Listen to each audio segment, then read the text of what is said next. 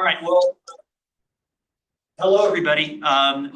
This is the monthly Transportation and Mobility Board.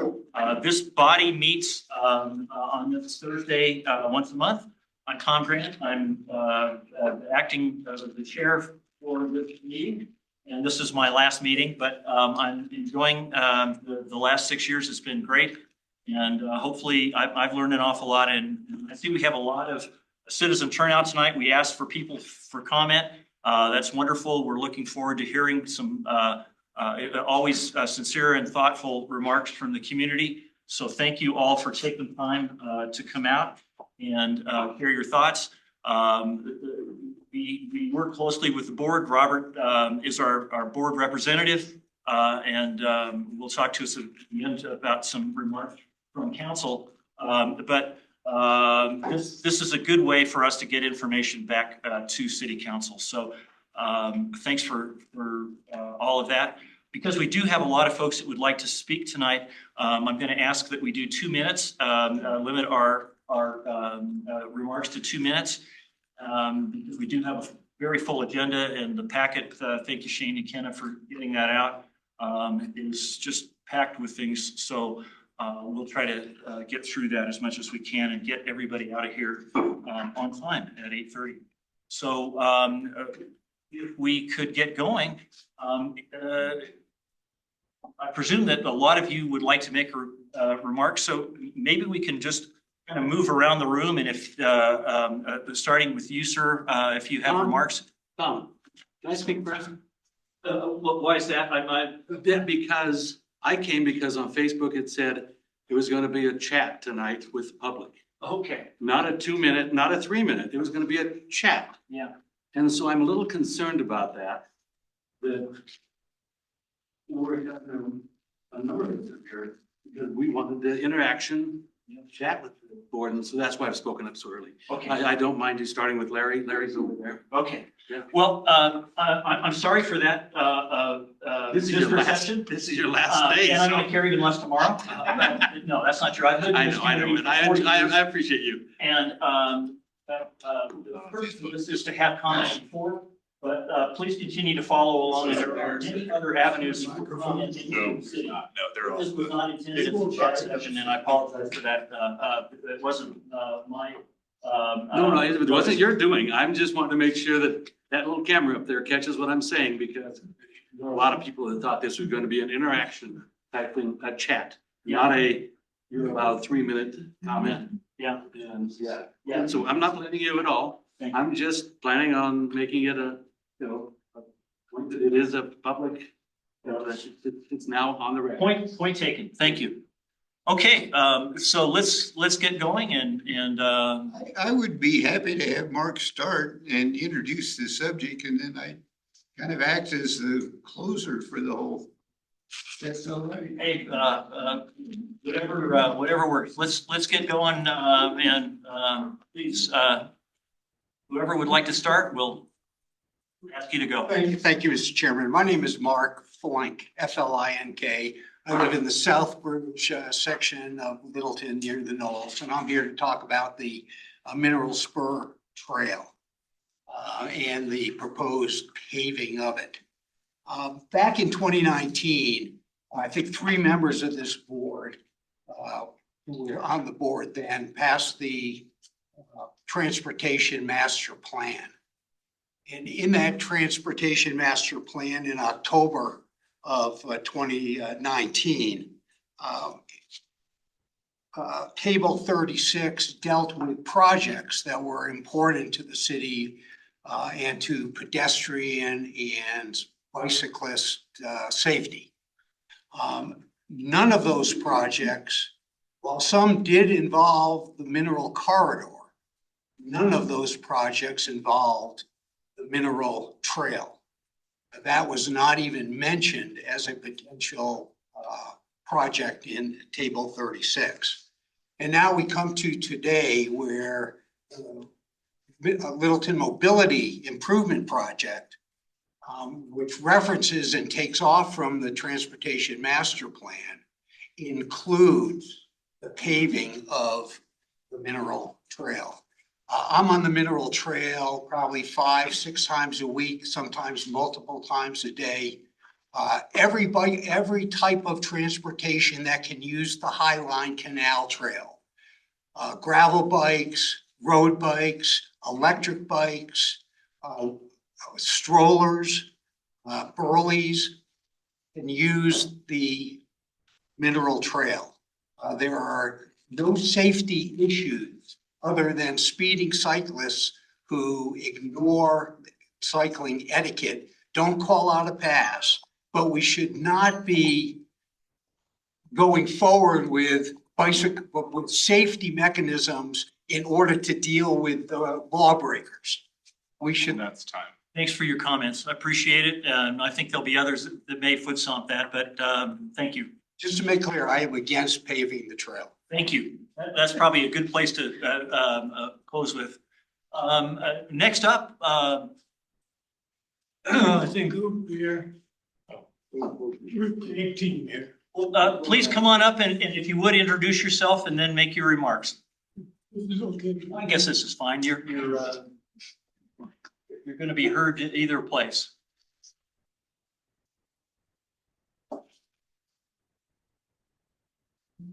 My name is Steve Lowry, District 3, so good evening. I do have a bit of a speech issue. Instead of you having to listen to the bad impression of Robert Kennedy, my colleague Roseanne will read my comment. Thank you. I'm Roseanne Stern. I live at 1981 West Briarwood Avenue, and I'm reading a speech written by Steve Lowry. I am here today not for myself, but for the 100 or so users of the Spur Trail that we have interviewed, as well as a similar number of people that responded to a poll on Nextdoor. All of the trail users had been unaware of the project to concrete the trail. Their first question was nearly always, why? The users were 100% in agreement that the full 16-foot wide concrete option was not wanted. We often heard this sentiment, if it ain't broke, don't fix it. 83% of the people responding to the poll opposed concrete. This is clearly an indication that the public engagement process started during COVID in 2021 was not effective. We proposed a modification to the design and the city rejected our proposal. Therefore, we are now proposing deleting the concrete paving from phase 1 contract that is coming up before council on April 1. The rest of the project that is using primarily CDOT funds can continue and be expended by the end of the year. But in the meantime, the design can be reevaluated to reflect the desires of the public. South Suburban's concern about maintenance costs are a consideration, but this should not be a case of the tail wagging the dog. Users come first. We ask this board to include in their memo to council a request to remove the award of this contract from this consent agenda on April 1st so that there can be a discussion among council members regarding a simple change order that would delete the paving portion of the phase 1 contract, and then council members can vote. The revised design and construction can be included in the phase 2 contract. Take time to do this right. Please. Since there are two people here, I'm gonna say 2 more minutes. Please continue. Okay. The second point, I am quite familiar with the backstory on the access to the Highline Canal from South Prince. The work to open the access is simple and could be completed in a week or 2 by a competent landscape contractor. The city has had 30 years to come up with a solution. Let's get this important link opened by May 1, 2025. Thank you. Thank you very much. And your message has been heard and we have a good conduit. So thank you for coming out. Thank you. Thank you. Okay. Are you the closer now? I'm the closer now. Okay. My name is Larry Borger, B-O-R-G-E-R. Reside in a retirement home on the west side of the river. I used to be city manager of Littleton before most of the people in this room were born even. I know a thing or two about agendas. And it's my understanding that the issue before you is there's a consent agenda for city council to act on April 1st. A consent agenda means all the controversy has gone away. There's nothing really controversial, so we'll vote 16 items up or down, and that's the end of it. This item should be taken off the consent agenda. I don't know what your relationship with council or Robert might be, but It's a good relationship. But we're strictly an advisor. So, and the issue that you're referring to is this spur trail paving? yes, sir, that's right. Thank you. And I'm not that familiar with the details of the plan. 16 feet seems like a lot of concrete. And if you want to make a better trail, I would suggest you narrow that maybe to 8 or 10 feet of concrete, have a space, and then build a gravel fines trail. Because that's what the joggers and the walkers and the horseback people prefer.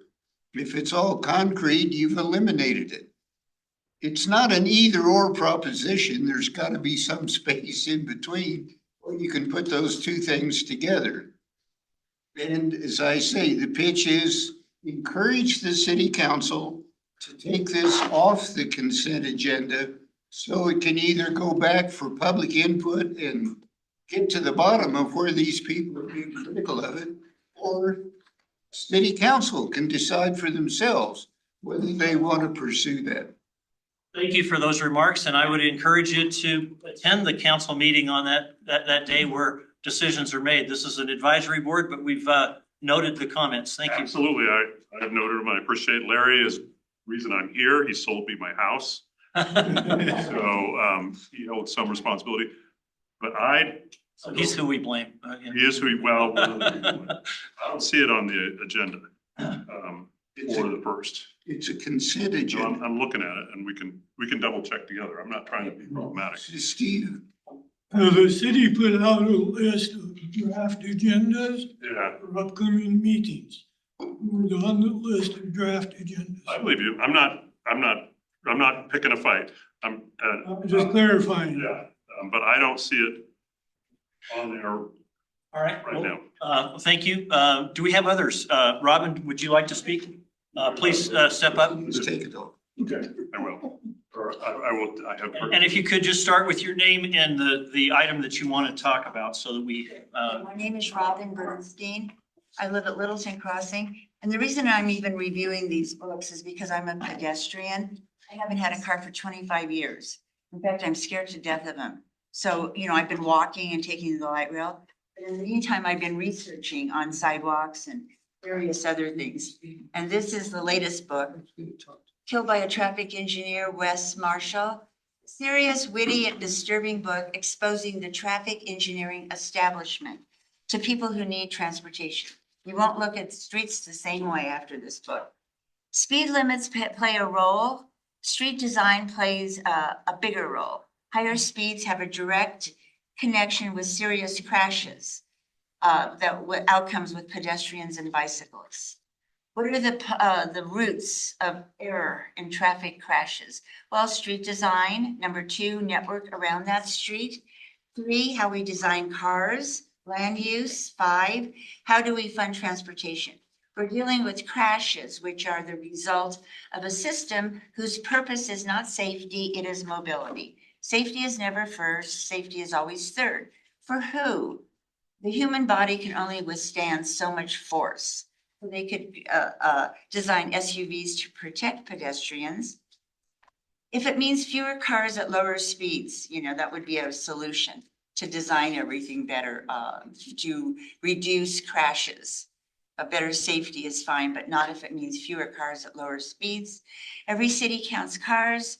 Few cities count pedestrians or bicyclists to understand how safe they are at intersections. So we have to stick with the number of times pedestrians and bicyclists get hit by a car. So it's easy for dangerous streets to appear safe. Anyway, this is the last thing. To paraphrase Winston Churchill, we shape our cities. thank you, Robin. Sure. Know what Winston. I will get to you. Hi, my name is Barbara Wisniewski, and I was here at the last meeting, and I live at Allisonport Apartments. And I've been collecting signatures from Allison Court and Bradley House about improving the crosswalk that goes across the Tura right there. And so it's still a little bit of a work in progress, but after kind of thinking about it, I and some other people also think maybe somebody should actually look at it who knows more about crosswalks, because maybe the place where it is right now isn't even the best place to put it in that area.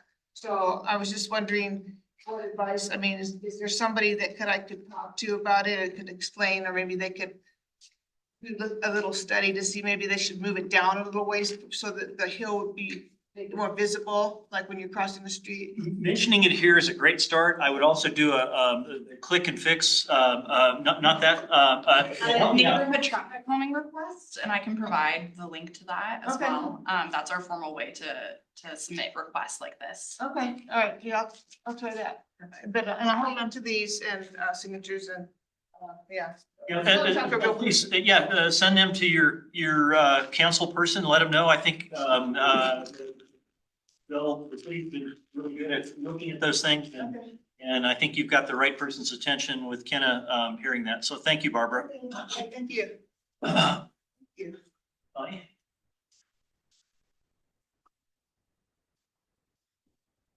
I'm Connie Cantrell and I live at the Bradley House, and I have lived in Littleton for 72 years, my entire life. And I am here to request busing. And I know that we have Via Mobile. Via Mobile no longer is taking any new people. And Omnibus registration worked for me, but it didn't work for several other people that tried to register. They were hung up on. And could only get a ride if they a week ahead in advance. A shuttle bus going down Littleton Boulevard, a shuttle bus getting us to Southwest Plaza, getting us to South Glen, getting us to Englewood. I just was in Englewood today and I just watched this green bus just let people off at Walmart. It would be so nice to have that for seniors, for people with disability. Make a whole difference in the quality of our life. Thank you, Connie. Let's see.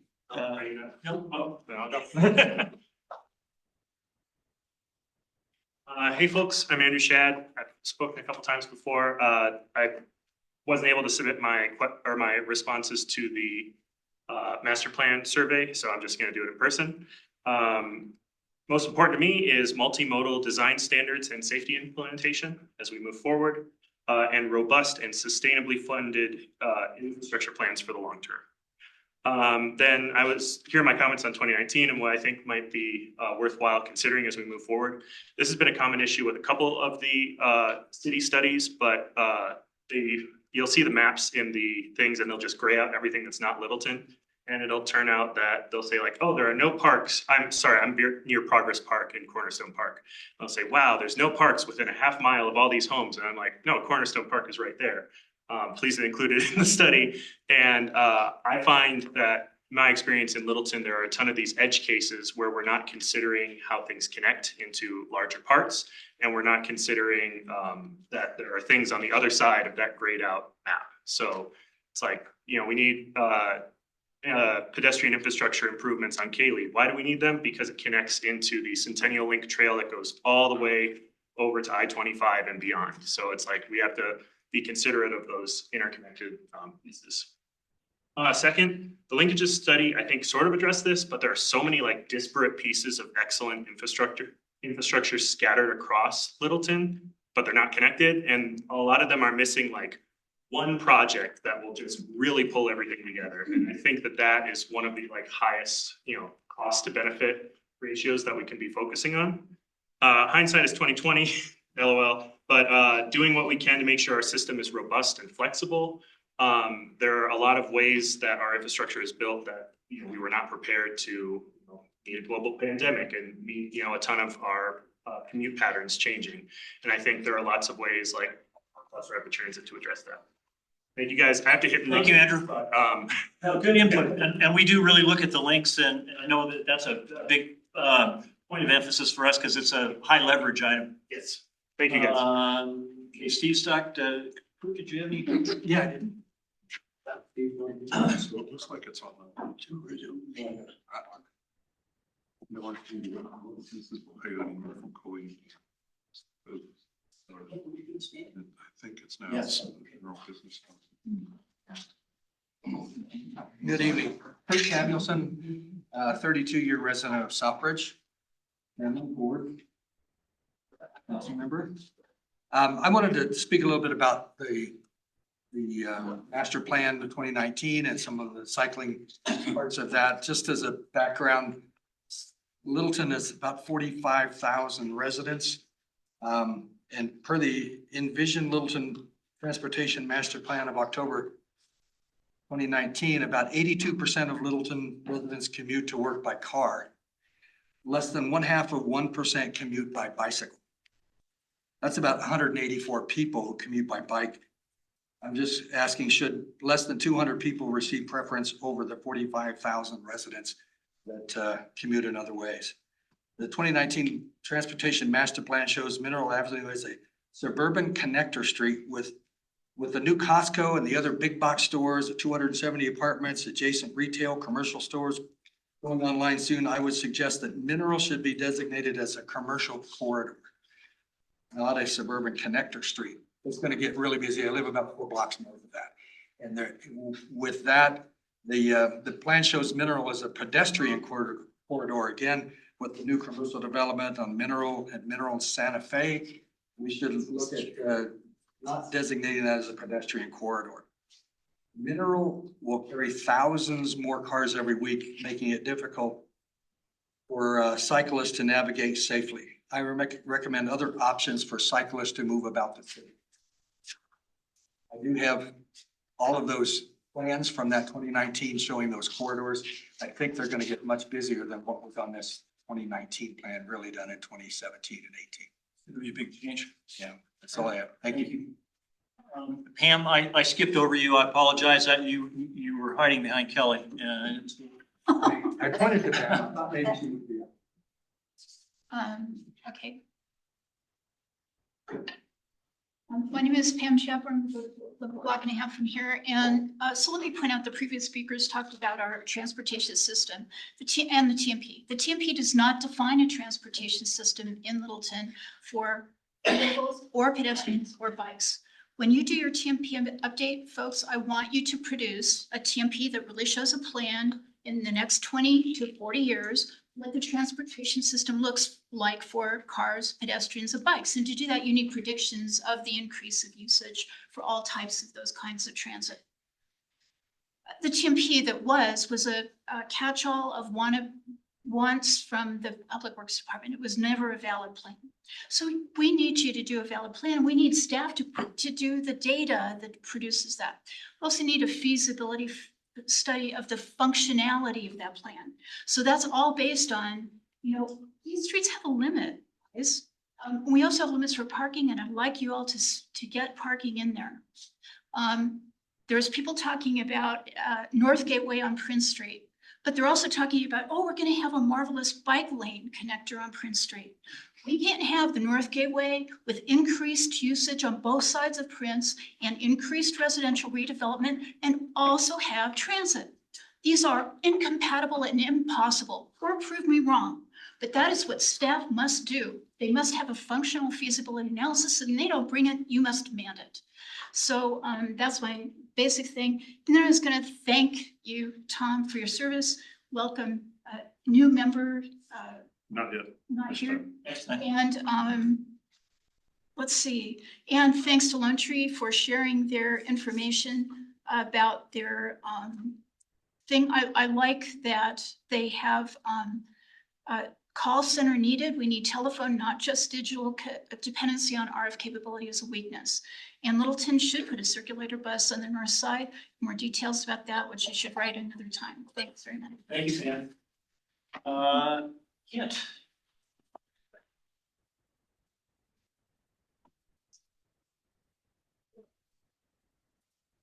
It's been a year since I've been here. Part of the reason that I wanted to come tonight was to tell Tom what a great job you've done for the last 2 years. As the chair. No, I've developed a couple of really great friendships here with you, with Mr. Seltzer and with Dan Radulovich, and they're people that I still see. I would challenge every one of you that is on this board to get more involved with one another, because I know you're not. There's no communication. I know these people. We didn't talk about transportation. So I want to give you some kudos. The fact that you're going to talk about the Lone Tree Link. As I think I told you previously, that the whole issue with the Denver South Economic Development Council, it was really important to look outside of it. Finally, you're doing something, having a Lone Tree Link, which is basically in that area, much further to the east of here. The other thing is, I did take the survey. I found my comments. You've got like 250 comments, something like that total. I laud you on that. I laud you on the fact that you're reaching out of the box. You've got to think out of the box of Littleton, because this place isn't going to drive what's going to happen with transportation or mobility, whether it's pedestrian or bicycle or trucks and commercial stuff. So I suggest that you make sure that you think out of the box and look at other jurisdictions throughout the metro area that are doing some really fantastic stuff. And I read your final going away letter. Yeah. And I know that a lot was done last year. And I attended your outreach with the community. And I attended your study session last year. So good luck. Thank you, Ken. Carry on. Yeah, that's to the board. John, thank you. Come Yes. on up, thank you. or wherever you want to sit. I'll come back to the front. Just wanted to be by the chocolate. I'll ask if there's. Got some over here. Yeah. Anyway, I was more expecting to chat tonight, so my plan was to talk about the survey that was done on the Spur Trail. Yep. And that was held back in COVID. And I happened to be on that Zoom call with Aaron Human, first time I ever encountered Aaron.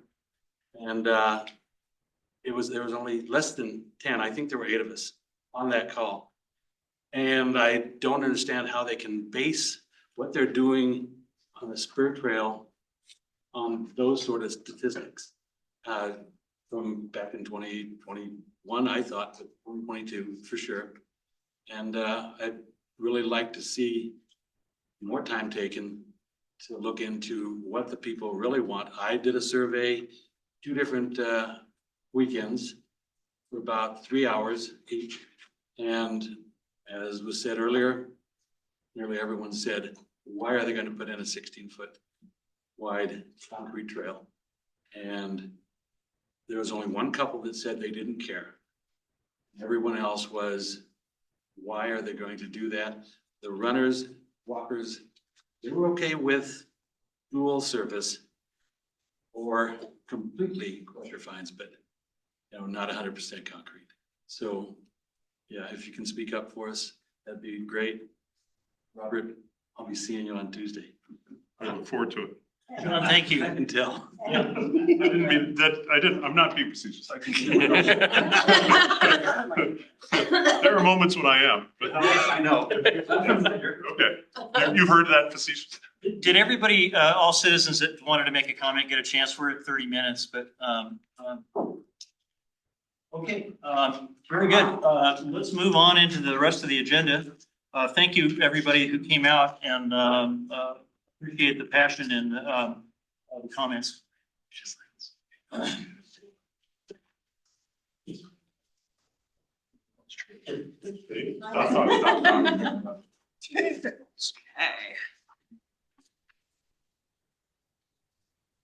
Did we figure out when that project's going to council? Yeah, so I'm sure that the project changed from what Steve saw earlier, but it's not on the agenda for April 1st. It's tentatively on the agenda for April 15th. And it is on the general items. It's not on the consent agenda. Okay. Looks like, okay. Somebody on.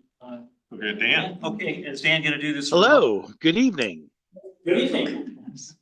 Good evening, members of the City of Littleton Transportation and Mobility Advisory Board, and of course, good evening, Kenna and Shane.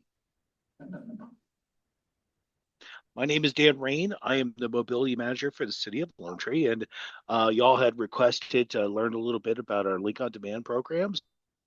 So I am happy to speak to that, and I thank Shane and Kenna for driving. So I'll just ask you if you wouldn't mind. Next slide, please. Really where the idea of the link or being a providing free transit is really part of a core value at the city of Lone Tree, ensuring safe and accessible transportation for all ages and abilities is really written into our city goals. So it's something that we strive for. Next slide, please. But Link on Demand actually just started as the Link, a fixed route, well, a direct route circulator to tie folks from the end of the line light rail station, which at the time was Lincoln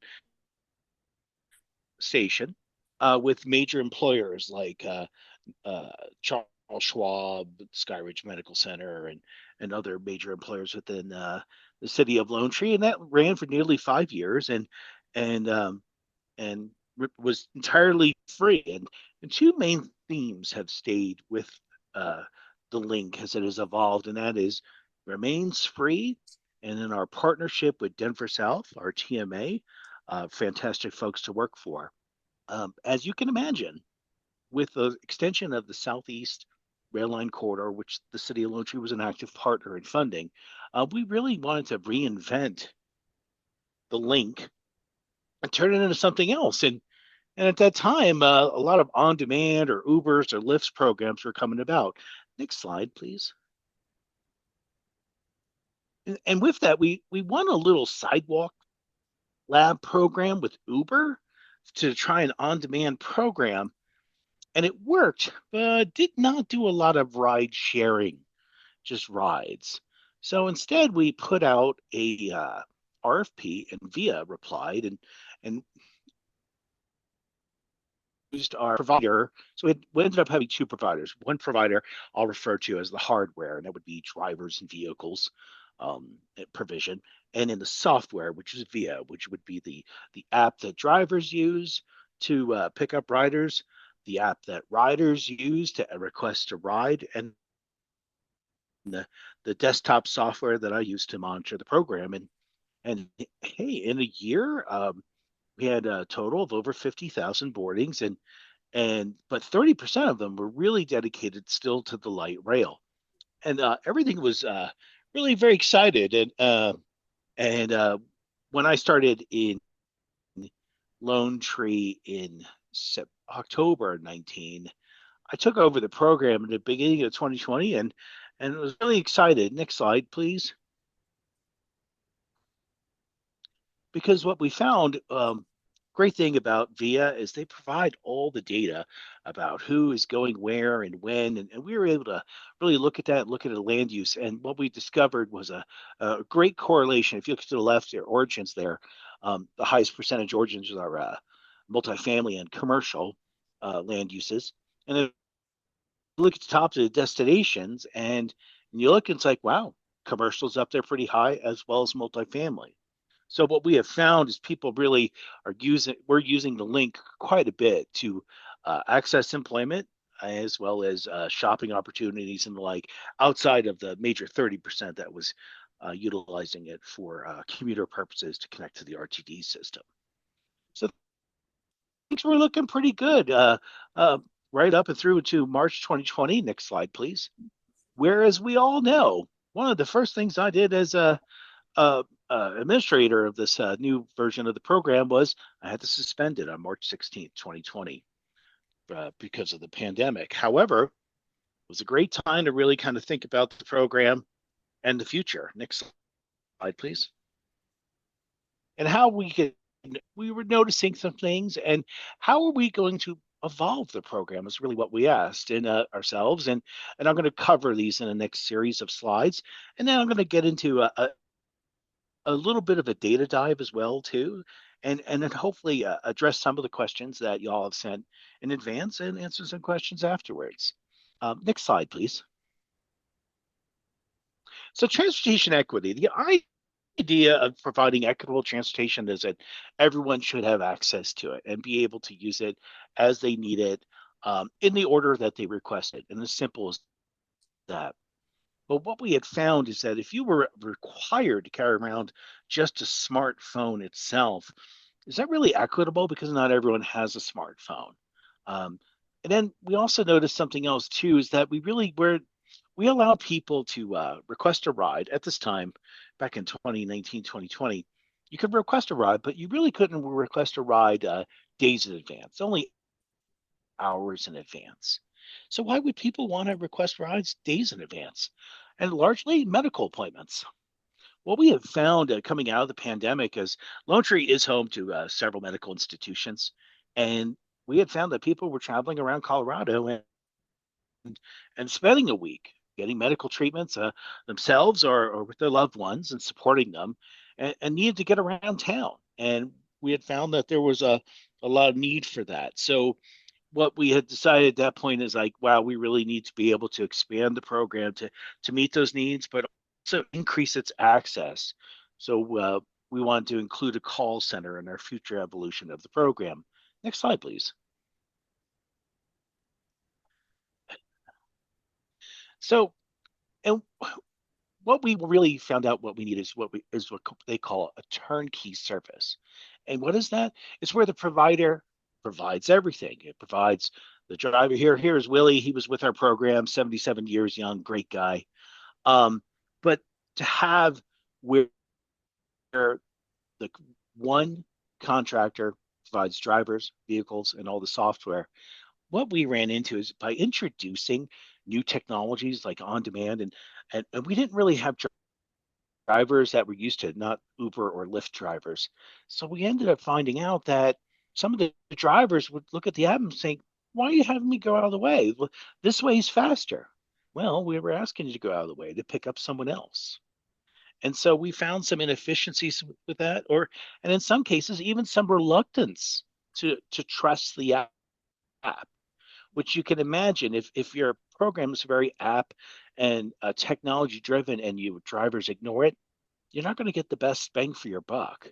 So we realized that having a turnkey service could address some of those issues, and really the proof is in the pudding. Everything is great until something goes wrong. And when you have a single provider, we want someone that's going to be their own worst critic. When you have two providers, you end up having them point fingers at each other and not solving problems in real time. So that's why we really wanted a turnkey service. Next slide, please. City of Lone Tree is growing substantially on the east side of I-25. We have approved major developments. We're building out around Ridgegate Station. We have affordable housing. We have attainable housing. We have the new Tall Tales Ranch coming in for folks to provide a living, working community for folks with some developmental challenges.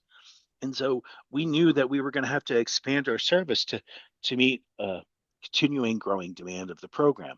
Next slide, please.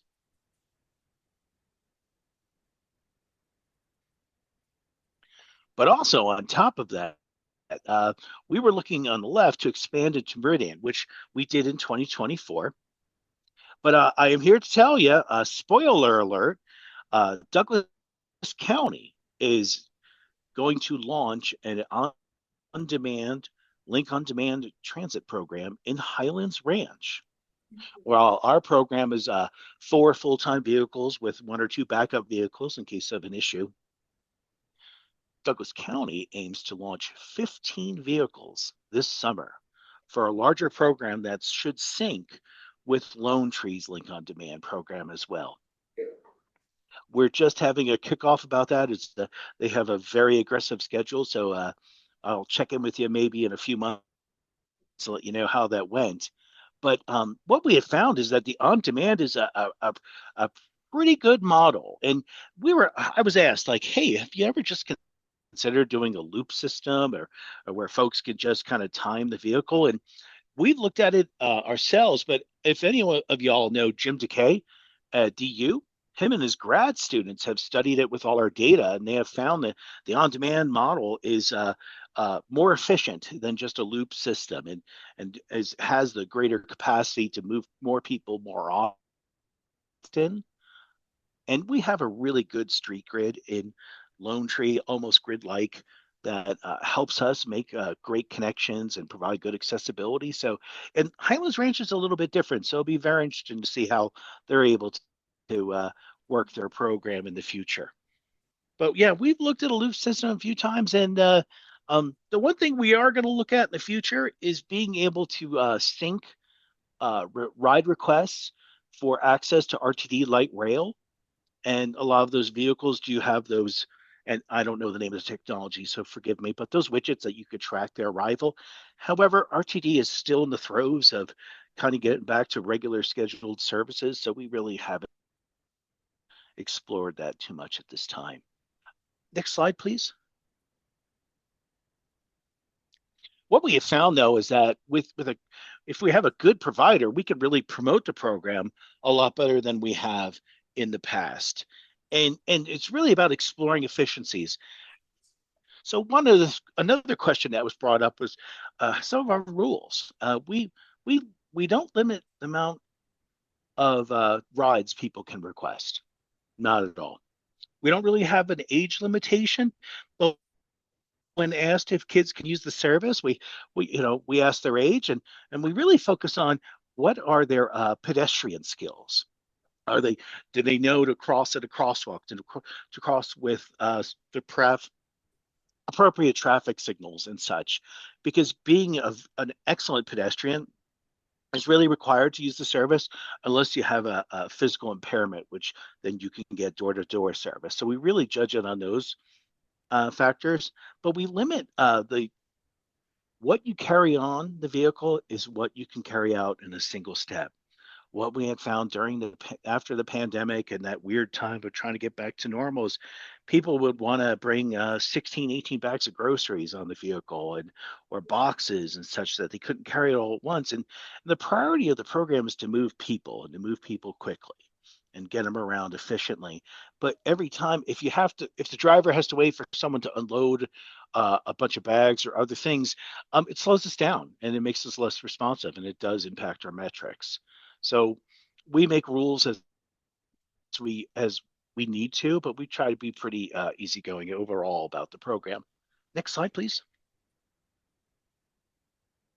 And also, it's about a lot of education. So first thing we always make sure is that folks know if they're in the service area or not. So we have a map link on our website. When you learn about the program, you can enter your address of your origin or your destination and make sure you're within the service area, and then we can help you out. The new program that Douglas County is going to be putting together, while providing rides in Highlands Ranch, it will also provide a ride into Lone Tree and out of Lone Tree for Highlands Ranch residents. However, it will not circulate internally origins and destinations. It will not duplicate what Link on Demand and Lone Tree does. So that's going to take quite a bit of coordination, but we're really just continuing to focus on moving those people quickly and efficiently in northern Douglas County. Next slide, please. So some of the top destinations.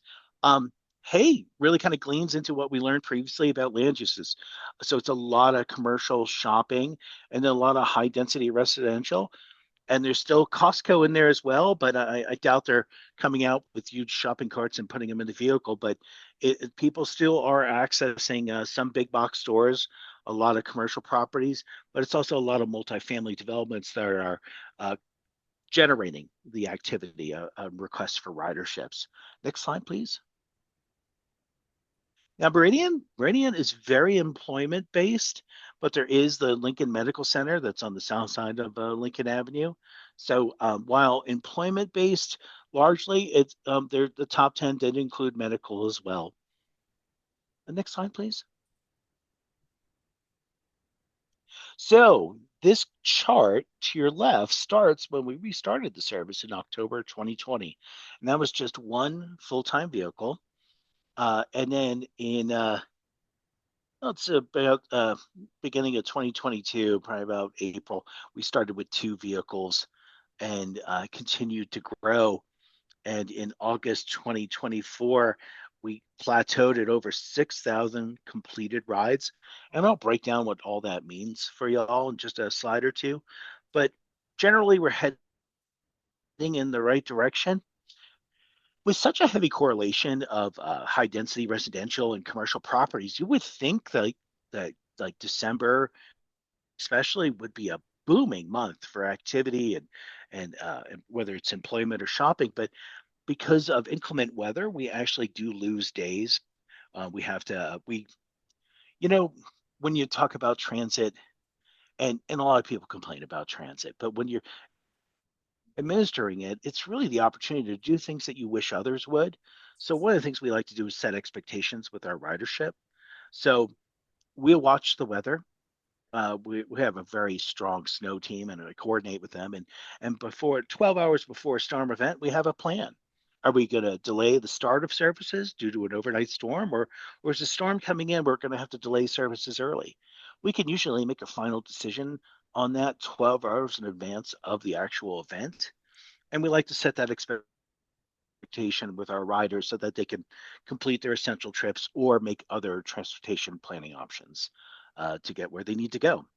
Next slide, please.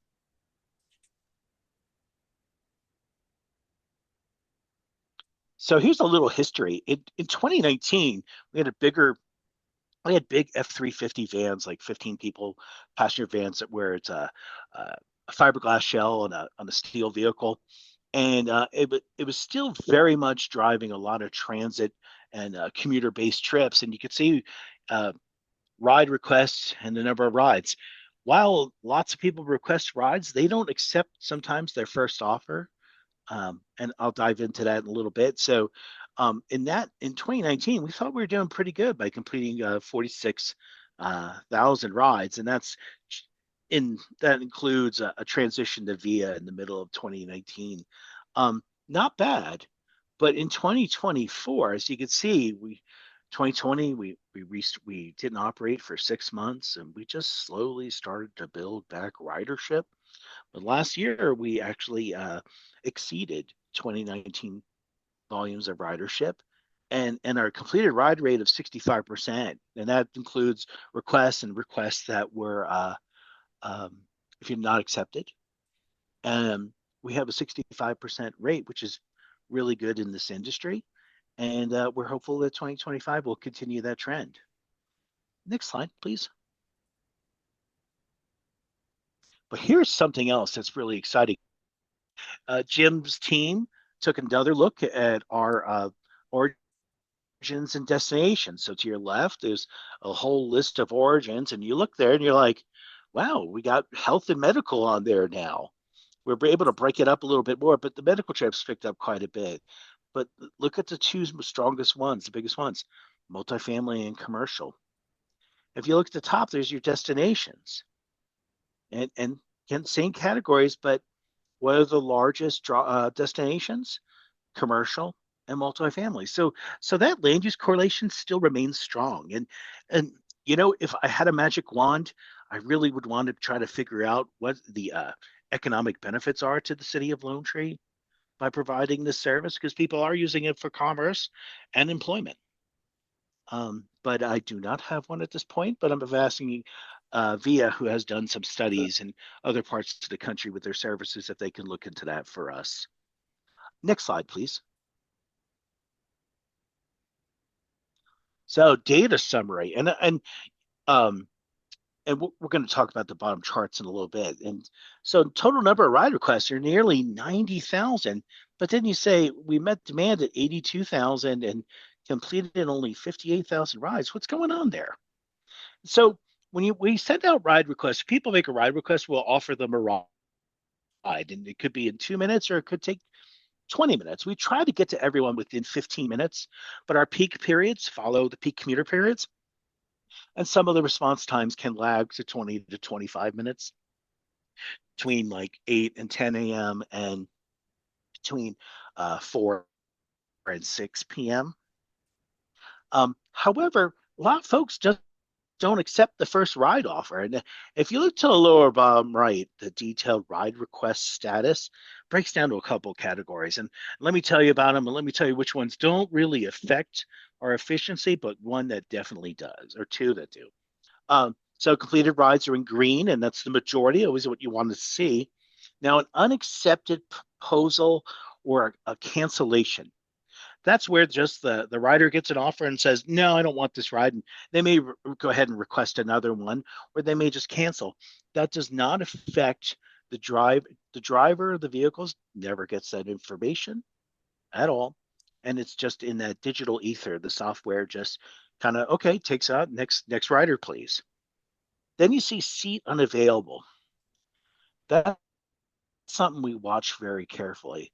That means we don't have the carrying capacity to address a ride request. That means we do not have enough capacity on the vehicle, and we may want to consider adding a vehicle or even going to larger vehicles. We have various minivans from Kia and Toyota, and we even had a Plymouth still, and half of them are hybrids, and they do work really well. But some of those Toyotas have those electric sliding doors. If any of you all can imagine, maybe some of you have them, and they work great unless you're opening that door up 200 times a day. We have found that those doors cannot take that kind of abuse.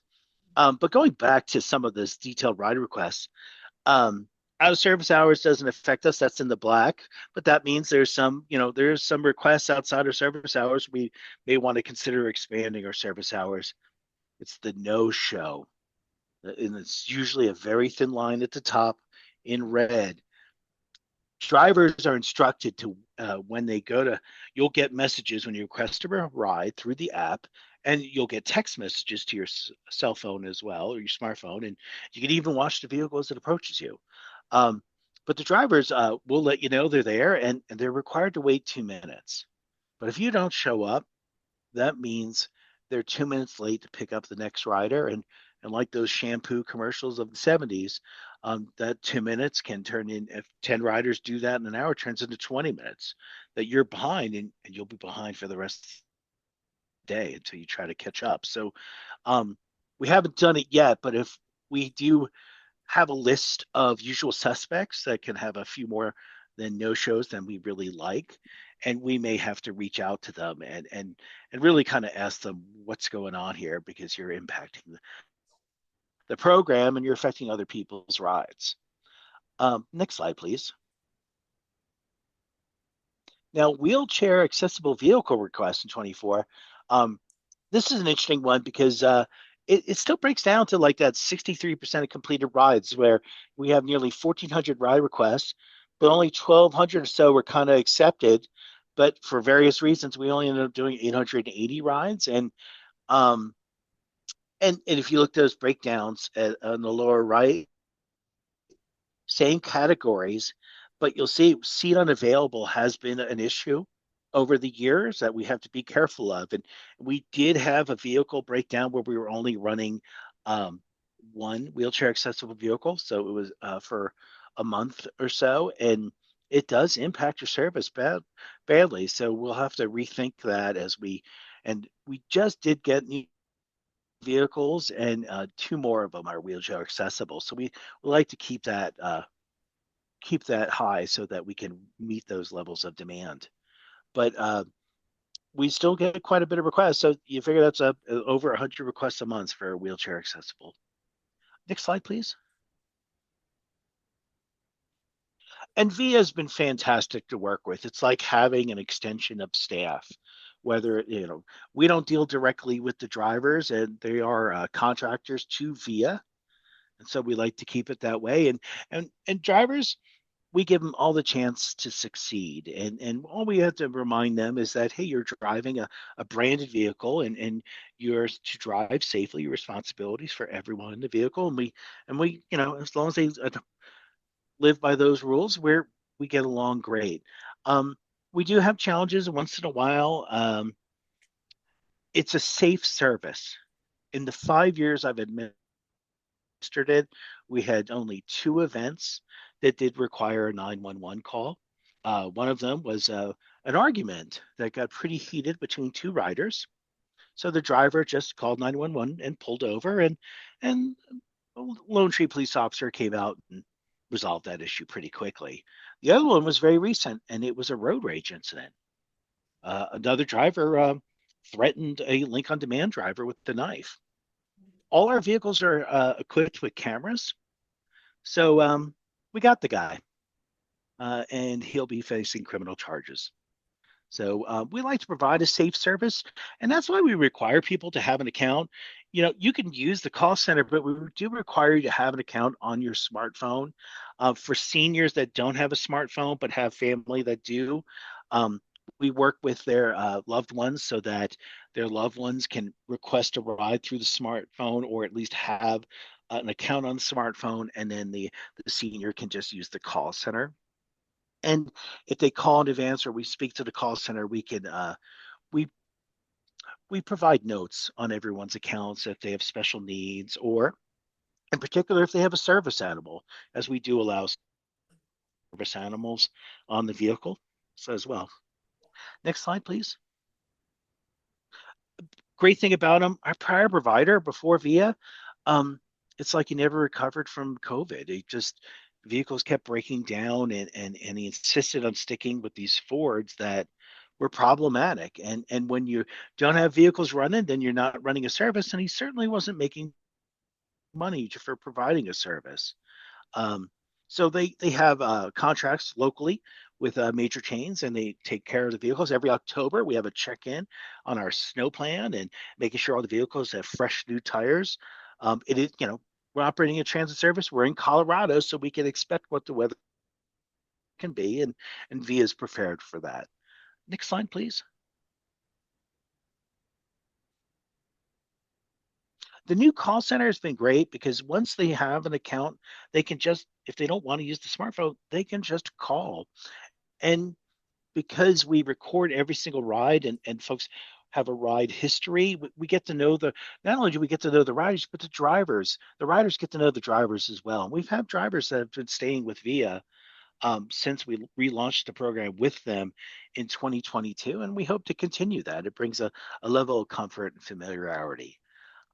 What's also great is VIA is very responsive to any kind of questions, and sometimes if we have people calling in asking questions, VIA will handle them directly for us. Next slide, please. Hey, Dan. Yes. Does VIA operate the call center then too? Yes. Okay, thank you. So the call center is not located in Lone Tree. I believe it's in Utah. And so it's a national call center, but there are assigned certain operators that are familiar with their territories. So yeah, at the VIA folks that I work with, one's in Utah, one's in New York City, that handle the daily operations of the programs. But we're able to work together and solve problems in real time. So this is a screenshot off of my computer. And at any time, I know where the drivers are, who's driving, and we know what riders are in each vehicle, and that comes in handy. And beyond safety, it's really kind of also just kind of helping folks out. Oh, someone left their phone or left their notebook, and that happens more often than not. So our drivers are able to return them rather briskly, and it kind of brings that nice personal touch as well. So, oh, look at that! Oh, I know who's that is, and they just go ahead and return it. So I'm also able to look back at individual rides, no matter when you took them. We have a track record of that, um, and a lush database that we have to report monthly to Denver South and RTD for funding reimbursements. So it's this software, this desktop application that VIA provides compared to who we've looked at previously. Uber didn't have one. There's other like there's a downtowner company that does a similar service for Denver, but they don't have the access to data like we do. We own the data. It's our program. So and VIA is a great as provides all that accessibility and then a whole line of query tools that I can use as well. Next slide, please. And it works night and day. People are just really happy, and they have seen the growth of the program, the improvement in efficiency and operations, and it's going very well. And even our rebranding to bright white vehicles with pretty graphics, it's very appealing, and you really see them all over the city. So it's really become quite a success for Lone Tree, but now that folks are trying to duplicate the service all over the state, that this on-demand transit really has something. It's really addressing a need that we didn't really know about 5 years ago. So pretty exciting. This is really exciting, Dan. Next slide, please. So, hey, we've got reliable service we can trust. We got all the data in the world. We've got great drivers. What we need to do now, we need to continue to be more efficient. We're actually going to put up these signs that you see here to your right, kind of acting like a transit stop. Thing about Lone Tree is all our commercial properties, almost all of them are on private property and don't face the public right of way. So what we want to be able to do is create a safe space for folks to wait for the driver and the vehicle to show up, but also a nice little landmark for the driver to know where to go pick up riders. And that's a way to improve your efficiency. So you're not just wandering around a parking lot. Where am I going to be? And be a little context sensitive. Hey, if you're Sprouts and Target, you're probably going to have some bags. So let's not make them walk too far. And the challenge with that is I got a plan put together, but we're going to have to meet with developers and make those negotiations so we can put a sign. We don't normally put signs on private property. So this will just be another stretch towards that. And one of the strategies we have is to speak to how many rides get to and from your facility each month. Trying to speak to them about how the service is helping their business. And we're very hopeful that we're going to be able to have further improved efficiencies with the program. Next slide. I think it's the last slide. Yeah, so I tried my best to roll in a lot of different questions. Y'all asked if we collect demographics, and we do not. We never did. But now that we've gotten a lot of the bugs out of the system, we're going to start looking at those types of surveys to better understand our ridership. Are there any questions that I can answer at this time? Yeah, Dan, this is Tom. Fantastic. I want to thank you for coming out. This is really one of the most exciting things that I've seen in a long time. The fact that it's demand driven, so it's a pull, not a push system. For my days in manufacturing, that makes a huge difference. And the fact that we're able to tailor it to individuals is terrific. You're data driven. I love the fact that you've worked with the universities. My big question after that lush preamble was, you said it was free. Well, nothing's free. What does this thing cost and who's paying for it? Because you have businesses in Lone Tree that are different than what we have in Littleton. But this, I think, is exciting for a lot of people here in this area. Well, I'll tell you, one of the things I started doing when I took over the service and, coming out of the pandemic is I started having conversations with RTD, see if we could supplement their flex ride or try, with our service, which very similar, but, because there's no federal funding involved, we don't call it paratransit. And so we started those conversations, and those conversations led to RCD developing what they call community partnerships. And it's where cities can put some skin in the game and apply for some funding and some matching funding to do similar programs like this. And so we were very fortunate to be one of the early recipients in 2023. and that got us funding for 2024 and 2025. And that, at our program at that point, just over $1.1 million, with a majority of the money coming from RTD and the city of Lone Tree, each in excess of $500,000. But also our partners at Denver South have always been there since the beginning, and they're just wonderful to work with, and they help supplement not only that, because they contract directly with RTD. We submit to Denver South, they reimburse us, and then they get reimbursement from RTD. So we're not, holding up cash from the city for months at a time. Keeps our finance department is very happy with us. And but also on top of that, then Douglas County joined us, and they've had some leftover RTD funding in 2023, that about $76,000. 24 and 25, they're contributing $76,000 each year. And then we went back to RTD, we won again. 2026 funding, 2027 funding, and then they had like a $50,000 shortfall for 2025 that they backfilled for us. And special news, Dan, it's a very low capitalization cost. You compare this to the fixed rail system that has a huge cap cost. This is mostly operational cost. And so I've got to believe for the city and Robert, I don't know, you're our link to money here, but it seems like this is a very budget-friendly approach. And because it is demand centric, it's a pull system from people that many of whom you've heard in these meetings talk about it.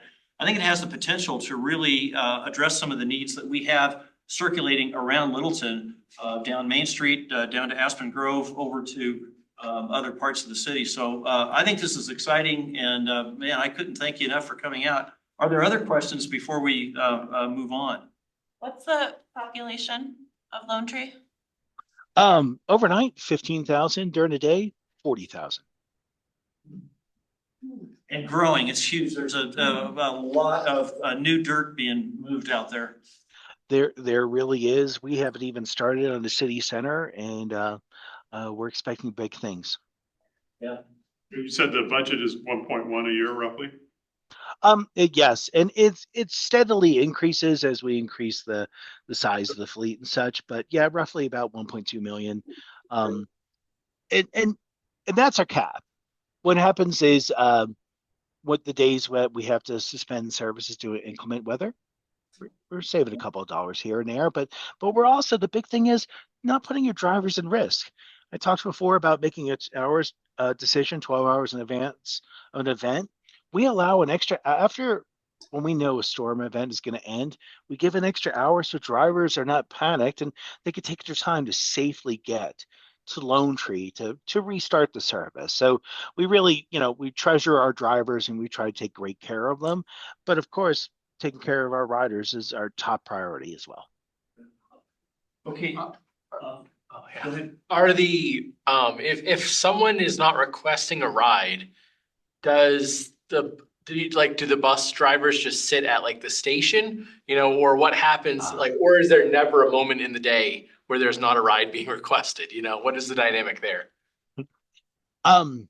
Good question. We do have queue locations throughout the city, but what I really love about VIA, they're very sensitive to their budget, but the metrics as well.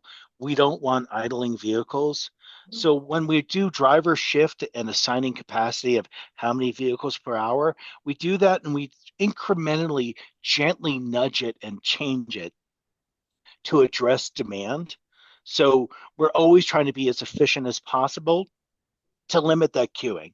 So in the past, we've had a vehicle just station in and around Lincoln Station or other, higher population locations just to be ready for those rides.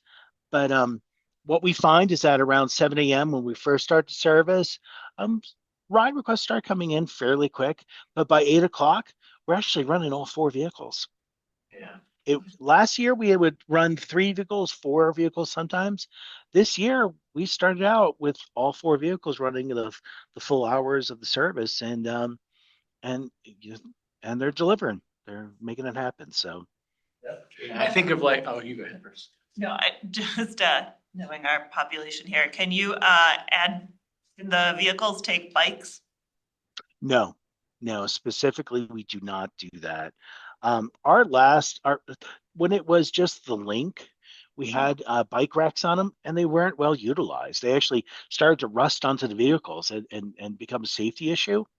With the vehicles we have now, because there's a hatchback in the back, and that's where people like will throw their strollers or luggage. Everyone's responsible to put their stuff in and take it out, and that can include a bulky item like a stroller or a suitcase. So we like to really focus on people and not carrying bicycles. And another question I have is the idea of this link service is it more focused on equity, like to make sure that everyone in the town can have a ride? Or is it a strategy in reducing demand of the roads and getting more people into one vehicle, kind of like carpooling, because it seems like it's small enough scale where it's not gonna dent, the capacity of the roads or anything like that. But the equity is an amazing part of it, where everyone can get a ride and get to where they go. So how does Lone Tree think of the purpose of this from that perspective? I remember you mentioning equity at the beginning, yeah. So it's been an evolution and a real mindset evolution too, because we were very focused on that worker and employee and that commuter, and then everything changed. Yeah. Thanks, COVID. And travel patterns changed, and RTD hasn't come back as much as we really want them to. So we're still fingers crossed on RTD, and they're a fabulous partner with us on this program. But it did become about equity. It came about really getting folks around. Here's the wildest thing is I get folks that tell me they moved to singles, probably a bit younger, a lot more hair than I have, that end up moving to Lone Tree because hey, you know what? They want a nice place to apartment or something to live there, and they don't have to own a car. Yeah. They have all the access to international airlines and regional rail, and with the Lone Tree Mobility Hub, statewide bus transit through bus stay. So we're able to really kind of be a multimodal city.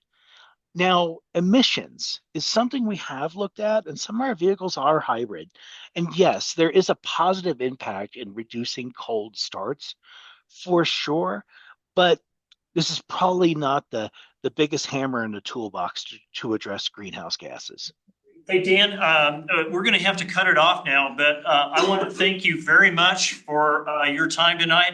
I think this fills a really important niche, and the flexibility and the low, relatively low capitalization cost makes it something that I hope we'll continue to study here in Littleton and move out. Really informative, I think, for all of us. Yeah. Thank you very much. And impressive that you got through that many slides that quickly. Oh, yeah, and I want to thank Kenna and Shane, because I was about to reach out to them about safer streets. What y'all are doing to address that and all the various efforts to do it is really impressive. So we bartered. I leaned in to provide a presentation and made your packet on time. So you got the information early, and please know there's my notes that are attached to it that you can look at that as well. And then later next month, my boss and I are going to come down and take the team out to lunch and ask probably like 1,000,006 questions. All right. Well, sounds like a good horse trade. Thank you, Dan. There you go. Y'all have a good night. All right. Wow. Okay. We got 45 minutes on our calendar yet, and still an awful lot of stuff to cover. Yeah, off drop. Uh-oh. Hey, it's that season. I've got a pocket full of cough drops if you need them. So, anyway, you want to talk through the survey summary? Yeah. We obviously aren't going to cover these comments are included for people to read, and I appreciate that, but we're not going to cover them, especially the ones that use our name in vain. But we were prepared to read them verbatim, monotone, but that's not what you want. Yep. Let me get in here. So for the purposes of sending out the packet, Friday at 5 o'clock, I just kind of took some screenshots, downloaded the data, sent it out. There's been a fair amount of responses since then. So we can, rely on that stuff for the purpose of conversation, but I did want to, show you guys here just kind of the updated stuff. Generally, the trends are the same in the responses, is the ones that you saw on Friday, but that'd be worth going through this. So, and Matt, thank you for putting together kind of the action plan moving forward. We put this together. Derek did a lot too. We kind of put this together quickly as a way to get word out and kind of get responses, and we'll continue to work with you two on making sure we get the rest of that communications plan out. So don't want you to think that was done in vain. No, we were just trying to get this out as soon as possible. So we asked a couple of questions. This kind of staff came up with this internally. What type of transportation did you use the most? Like has been repeated here a few times. Most people in Littleton drive, use a personal car and truck to get around. Is there a type of transportation you like to use more? Overwhelmingly, we saw that the bike was up there. Transit and walking were also pretty high. The next one, let's see. Yeah, a bit more detailed graph is helpful here. So if you want to participate in the 26th master planning update process, how would you prefer to be involved? And you could see what we did is we allowed people to kind of rank things. Say, hey, what's your first choice or your last choice?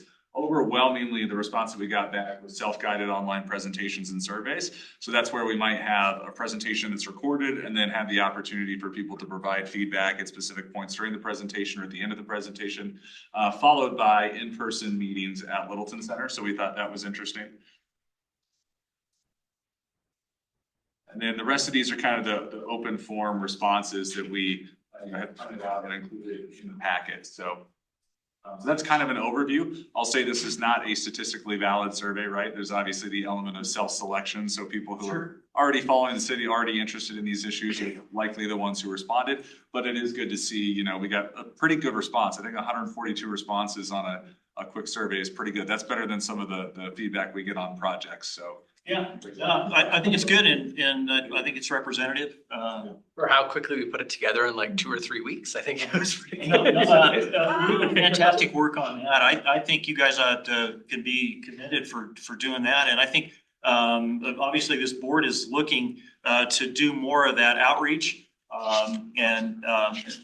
That's kind of one of our topics later in the agenda, this idea of the other events that we're going to have available as the year goes on to get comments.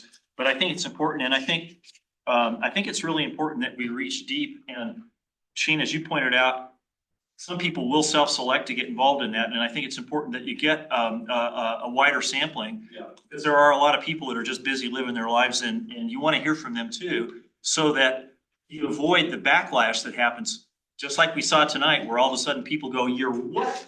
Putting a 16-foot paved road behind my house, and I didn't hear about it."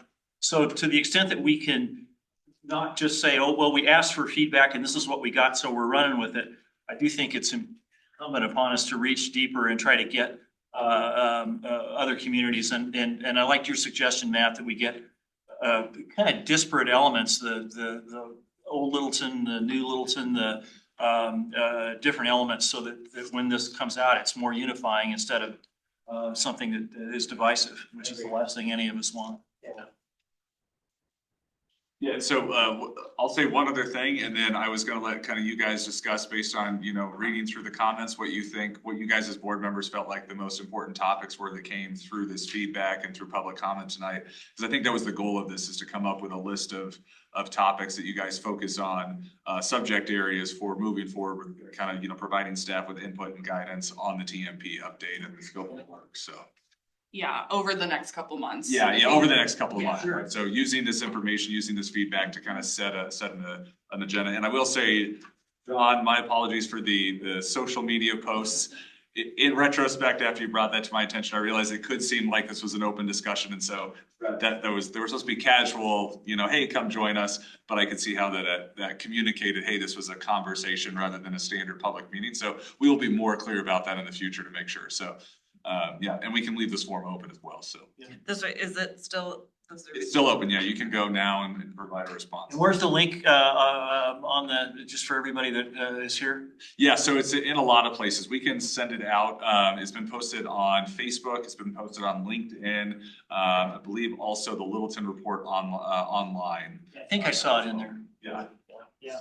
Is there, not that I believe people would, but is there like a prevention, so one person couldn't take it 20 times? Yeah, so that, it's not. So yeah, that's where we didn't require people to kind of, identify who they were or anything like that. So that's something we can consider in the future too. So, yeah. Let me ask a couple of our board members that I haven't heard from tonight. Michael, did anything in the comments, did you get a chance to look through them at all in advance? I did. Did anything jump out at you that you think was a surprise or noteworthy? I don't think so, no. I mean, I expected to see a lot about complete streets and active transportation and safe pedestrian crossings and, a lot of the stuff that we talk about. Nothing really surprised me. I mean, there were a couple, you could sense some frustration on the focus on active transportation and those people obviously want to be able to drive and they don't care about biking and other modes, and that's fine. But no, I don't know that anything surprised me necessarily. Yeah, good.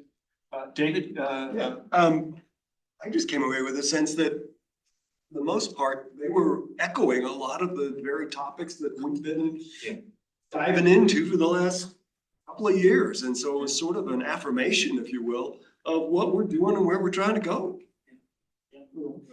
Obviously, there were some people who object, but that's normal. So. Yeah, I was seeing some of the comments, and I think in line with that, the idea that maybe we ought to focus on some bike ways, and let's define what those are, and let's try to help, rather than saying we're gonna put bike paths everywhere. Let's figure out how we're gonna make this work, and what are some places where we can agree and put in good infrastructure so that we're not simply putting paint down and saying job done. I think not everywhere is a okay bike area. That's right. Some places are an outstanding bike area. Love it. Yeah. And logistically, you can't put it everywhere. So let's go and make some great few ones that have the biggest bang for our buck and impact, and there's some strategic roads that I think could be good candidates for that. So yeah. Especially with the way we classify bikes, but it's such a big arena now with all the e-bikes and the cargo bikes and the scooters and the one-wheel things and all this other stuff that are using the bike lane. Yeah, and some people think of it as going out for recreation. Some people think of it as getting to your job, and there's a lot of variation there in how people are riding them as well. So. Yeah, but I think the linkages, heard that echoed again tonight by one of the citizen comments, and I think we've all been on that. We've got some great individual paths that need to be better linked and then identified and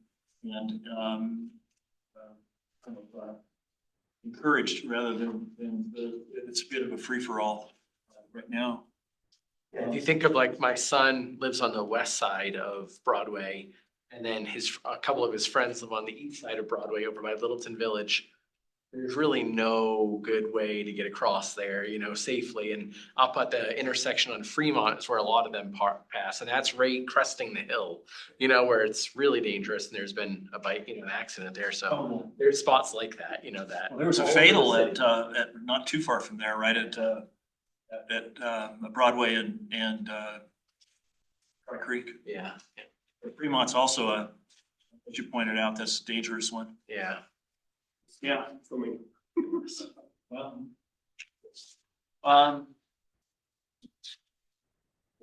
I don't know if we need to go into any more of the individual comments on here, but maybe Derek, you and Matt can do a kind of a talk about plan forward for some of these things and how that might tie in with the events that we have.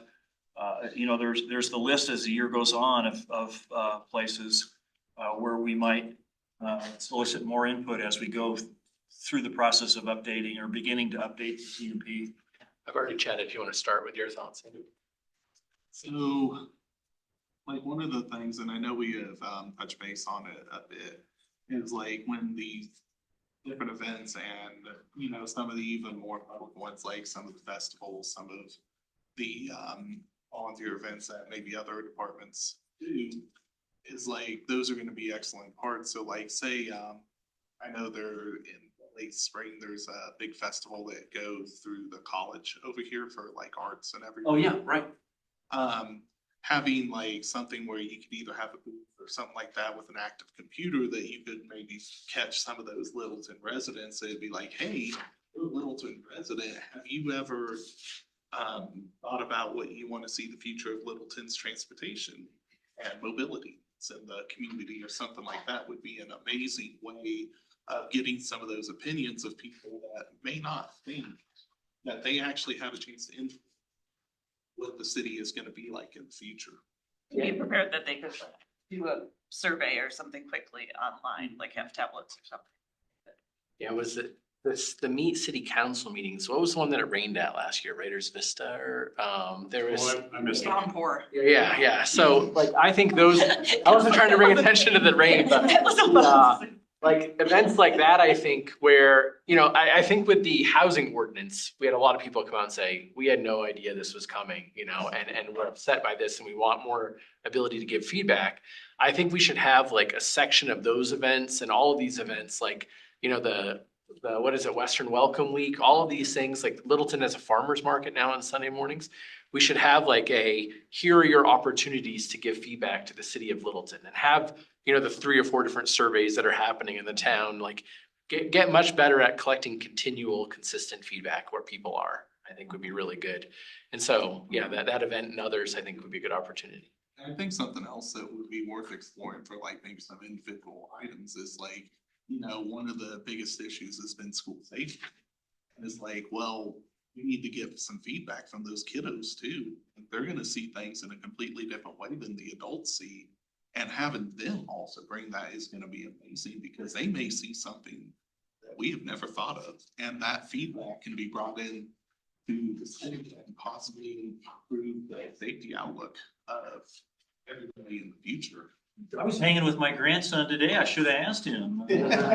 Josh Stewart, at an event, you know, commemorating Liam, said one time, if you think of big employers in Littleton, we have 11,000 students going to work every day, you know, and that's not really something that we really think of, you know, but in terms of, you know, commuting and things like that, it's a really big deal that 11,000 people are all going, and we don't really factor very much, it seems like, you know, in our thing. So I think that's a great idea. It really does drive traffic patterns around the city. Oh, yes. You know, when you see drop off and pickup times, it drives the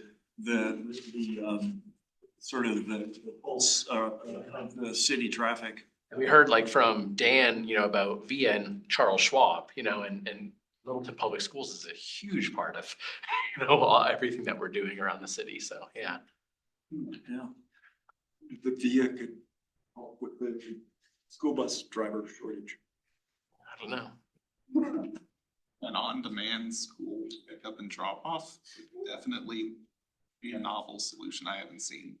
We tried something like that to solve a problem. I'm trying to remember what problem we were trying to solve.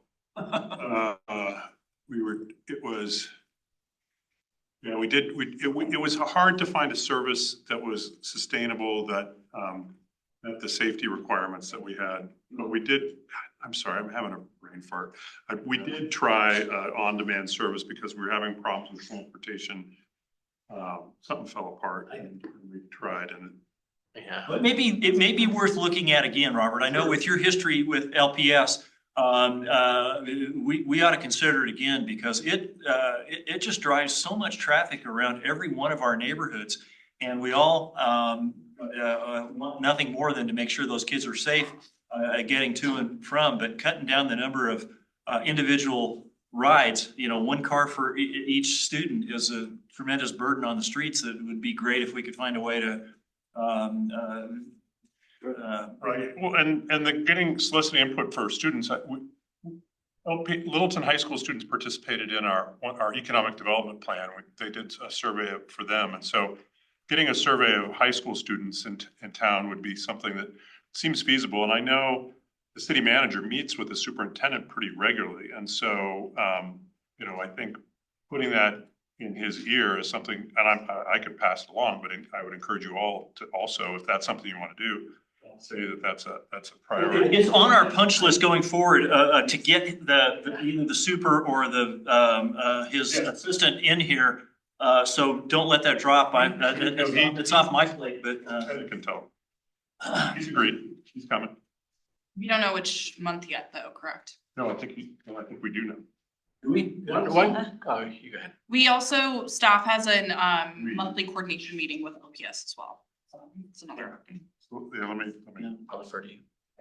And we also need to keep in mind that we need to outreach to some of these private public people like the hospitals and the emergency services, because our transportation network is going to be tantamount to life-saving measures for a lot of these people. And we need to absolutely make sure that they are involved, because that's the last thing that we want to do is, you know, limit something that could harm somebody as well, just even if it's an indirect impact. And those services are something that may not necessarily interact with the city on a regular basis just because of their nature, but like the fire departments and stuff like that do. So that could also be another avenue of trying to get some of that feedback. I was just gonna note in, you know, in outreach and efforts to take a survey and give your insight. You know, it's coming from, I don't know if there's a way to be more cohesive with other departments and other city departments that are also putting out surveys, also requesting feedback. And like it can become, there's like a term, but like survey overload, and you're just like saturated, like done. And also confusing too, right? Like you know I did like one on trails, and then there was like a connectivity, and it's like, wait, what? I did it. So I don't, you know, do we try then to come together, right? Now we're at the farmer's market and we've created one survey, but then it becomes bigger. I don't know, but you know, just being conscious that there is often a lot of asks out there. I think I had mentioned one time, you know, do we just make like a mega session, right? Where like it's, you know, you've got the transportation department, you have the planning, everyone's kind of there. And so people could come and move around, get everybody in one go, if you will. But just, I think it's, you know, be aware that there's often a lot of asks out there. Yeah, I think there's a sweet spot out there where we don't you know, we don't saturate the community with requests, especially contradictory or overlapping ones.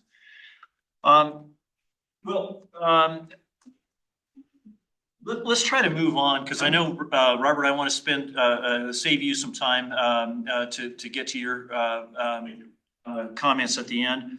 I did include got out the TMB memo to council. Hopefully you saw that. I got some comments back from Andrea Peters and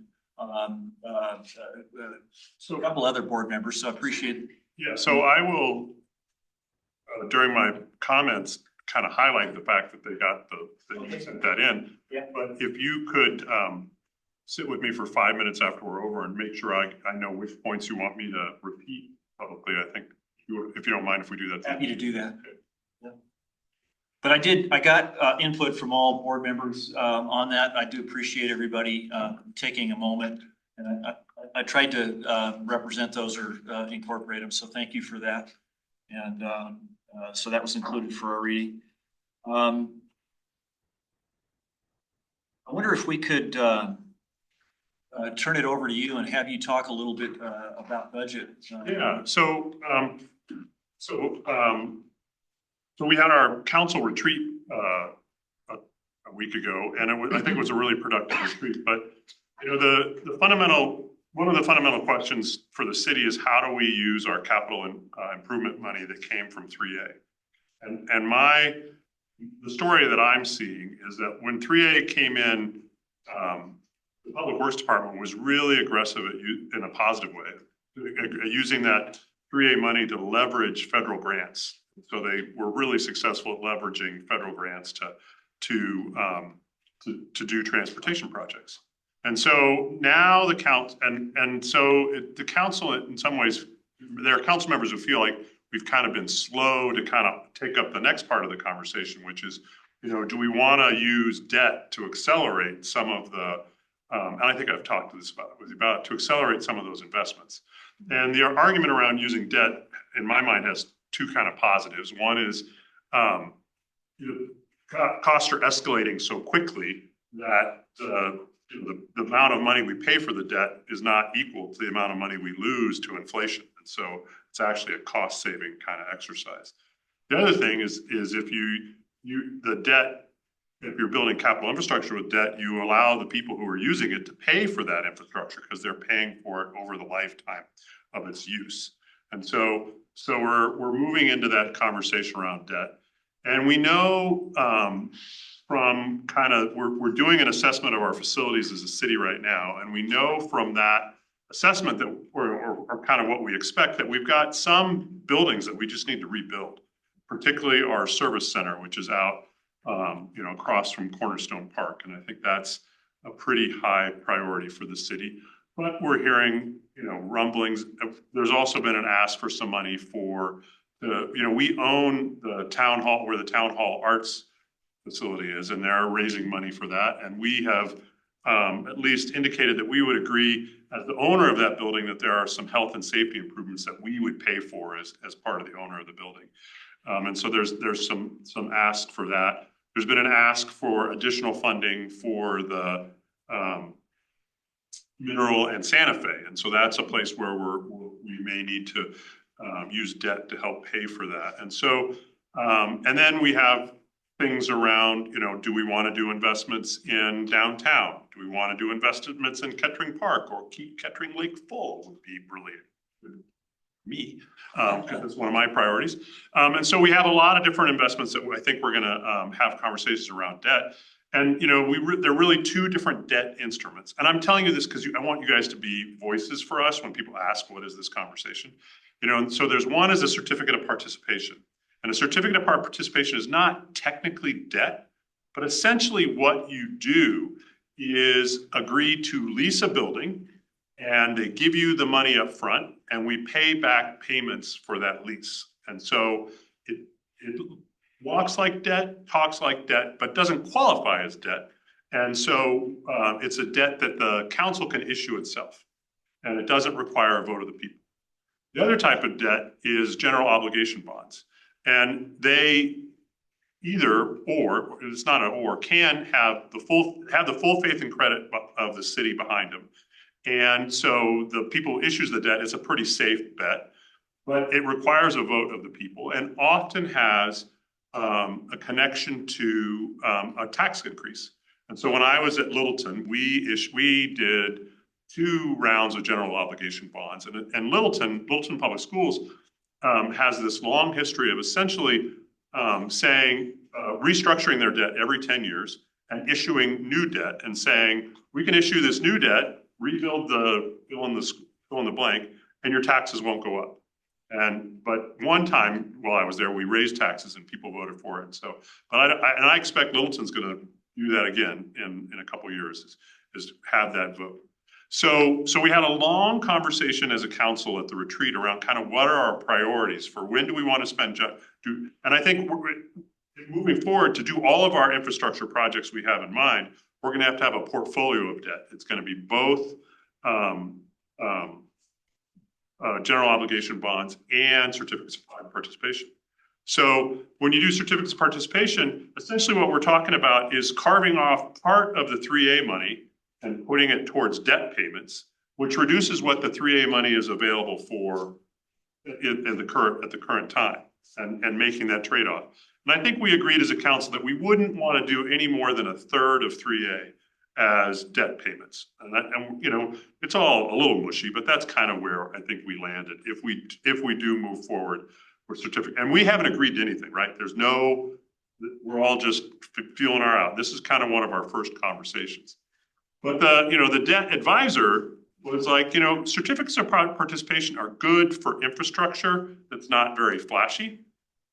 Whereas general obligation bonds, if you're making investments where people can see the investment, feel the investment, it's clear that it's making their life better or making the city better, those are a little bit better for general obligation bonds. So we're having a conversation in the council around which of the future things that we have to rebuild are we going to use GO bonds for, which are we going to do certificates of participation, and how much are we willing to kind of carve out of our 3A flow of money to use for debt that. So I just wanted to kind of tell you that's where we're having, there is a disagreement within the council on whether we would spend certificates of participation or use those to do the project downtown. That I think we are going to continue having a conversation around that, about that. But I think we all feel pretty comfortable with that. We have to rebuild the transportation center. That's something we're obligated to. We have to meet our obligations for the Mineral and Santa Fe work. There's the new, because he's only been here for 2 years, the new library director is like, oh my God, that library's fallen down. We're gonna have to do some investments there. There's conversations about, do we need to do investments here? So there's a long list of things that we're gonna keep talking about. So I just wanted to give you that background information, because whatever we do for debt, it's gonna carve away from what we're using for the 3A money. And we're using a big chunk of 3A money for transportation, whether it's repavement and other things. And so I just wanted you to have that background as part of the conversation. I really appreciate you letting me talk about it, Tom. Just as that's the future. Robert, what is the cost of a fully burdened FTE, full-time employee, a full-time equivalent here in Littleton these days? Ironically, I'm confident that a full-time teacher is $100,000. I don't know what a FTE is here. No, a teacher's not 100,000. It's got to be more than that, because fully burdened, I'm talking about with para benefits. Yeah. But It's confident. they start at 50. Their starting salary for teachers is 50. So when we did budgeting, we would do about 100,000 to 120 for a teacher. Yeah, but what is it at the city? I'm embarrassed to say I don't know the answer to your question. And how many FTEs do we have on the city payroll right now? It's a much smaller organization, so we have hundreds of people. Our biggest expenditure is around the police. That's our biggest chunk of money. And then we have relatively decent sized chunks of money that go to the library and museum. That's one of our other big expenditures. And then public works, it's actually not that big. And a big chunk of public works right now is grants money that's coming in. It's just flowing through. And they've gotten many times all of their salaries in grant money. Oh, absolutely. So, Work their fingers to the bone. And I'm very pleased and happy about the work that they brought in, but it means that our priorities for investments are driven by who's willing to match our funds. Yeah. And that's good or bad. And it's good now. I'm not complaining. Like, that's not a negative. But it's something for us to think about. Yeah, what's the sustainability of that too? Yeah. You go ahead. Sorry, what's the next steps with this debt conversation? Like, is there another time that it's coming to council that you're talking about it, or is it just ongoing? Is there a deadline to make decisions? Well, so I probably should look at the upcoming council, but I expect it'll come back to the council. If I feel the general obligation, so there's a disagreement in the council. So what I'm saying about my opinion is not necessarily the group. So my opinion is that we should use GO bonds for downtown. And if we do that, that would be something that we would put on the ballot in 2026.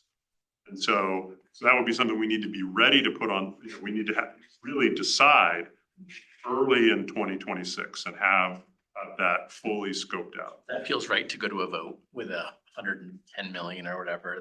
No, that would be the debt we're talking about or the amount of money the $130 million was the whole thing. Yeah. We are really only talking about $20 to $40 million worth of investment in downtown.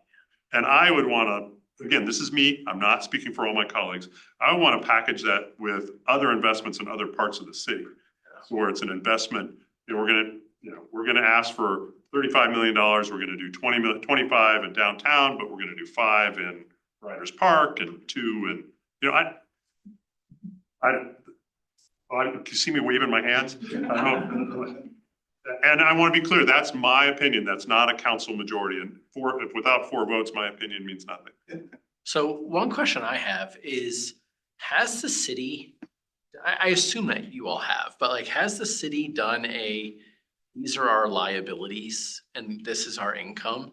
You know, like as an example, we have X amount of linear miles of road, you know, and we probably have some pretty good numbers based on the last 30 years of finances or whatever that says every road comes up for maintenance at X amount of years, and we have X amount of miles of road. So this is our carrying cost, you know, of all of these roads in our city, you know, and do we have something like that that says, this is our carrying cost, this is 3A, this is all these other funding sources. Are we a financially viable city?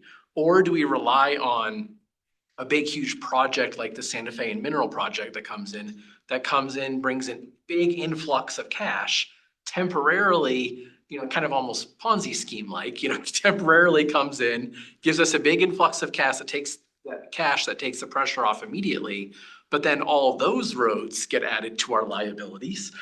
And then we just keep kicking the can down the road. Like, has the city done that and ever? Well, we have a pavement inventory that kind of tells us kind of where we are and what needs to come next. But I think government agencies in general kind of live by what they can get, because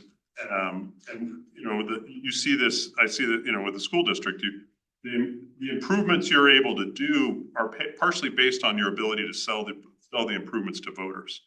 And my view on the city of Littleton is, until 3A passed, this was a very lean machine that was not making capital investments. And our biggest challenge that came out of that was our storm sewers, right? We had all those, it's not a pothole, it's a sinkhole that happened because our storm sewers collapsed. And so, and our storm sewers, we weren't investing in them at all, right?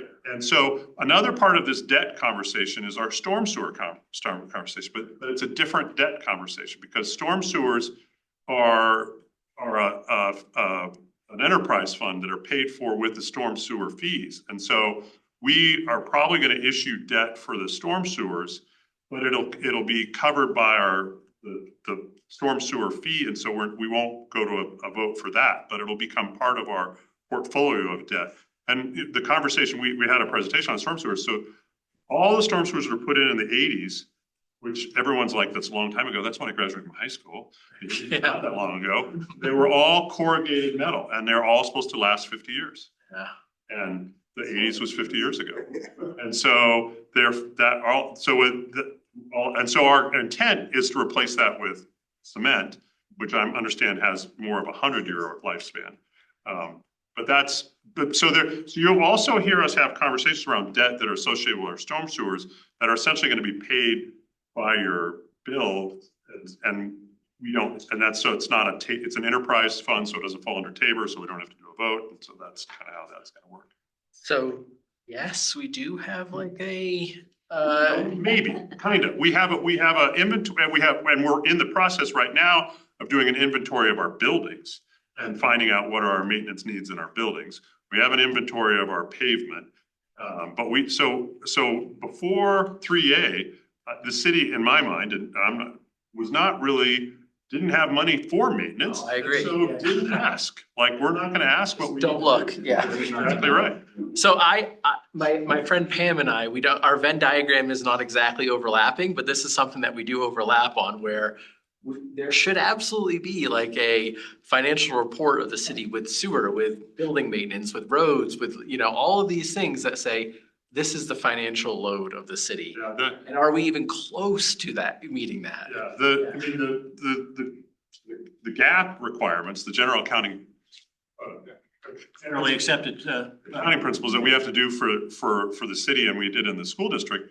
The thing that was the big debt that was on for the school district, the big debt was para. Yeah.